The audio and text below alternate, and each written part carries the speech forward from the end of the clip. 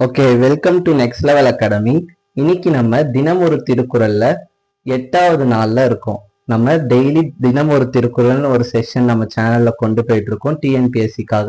ஏன்னா டிஎன்பிஎஸ்சில திருக்குறள் ரொம்ப முக்கியமானது. தமிழ்லயும் கேட்பாங்க, ஜிஎஸ்லயும் கேட்பாங்க. அதனால தினம் ஒரு திருக்குறள் செஷன் எடுத்துட்டு போயிட்டு இருக்கோம். இன்னைக்கு நான் எடுத்துட்டு வந்தது அவை அஞ்சாமை அதிகாரத்துல இருந்து ப்ரீவியஸ் இயர்ல கேட்ட ஒரு திருக்குறள் எடுத்துட்டு வந்திருக்கேன். ஓகேவா?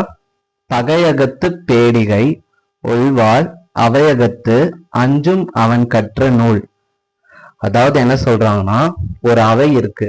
ஓகேவா? ஒரு அவை நடுவுல பேச பயப்படுறவன் எப்படிப்பட்டவனா, ஒரு அவை நடுவுல பேச பயப்படுறவன் எப்படிப்பட்டவனா, அவன் நிறைய நூல்களை கற்றிருந்தாலும் போர்க்களத்துல ஒரு கோழை கையில கொடுத்த கோழை கையில கூர்மையான வாள் இருந்தா எப்படி பயன்படாம போகுமோ அதே மாதிரி அவன் கற்றதும் வீணாயிடும் அப்படின்னு சொல்றாங்க. யார் கற்றது?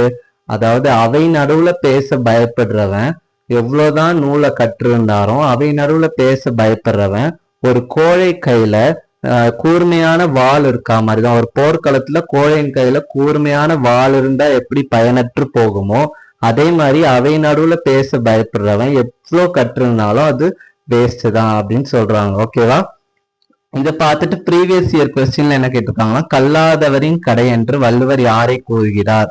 நூல்களை கற்று அதிகம் பேசுபவர் கிடையாது, நூல்களை கற்று பேச மறுப்பவர், நூல்களை கற்று கொண்டிருப்பவர் கிடையாது, நூல்களை கற்று அவைக்கு அஞ்சுபவர். ஓகேவா?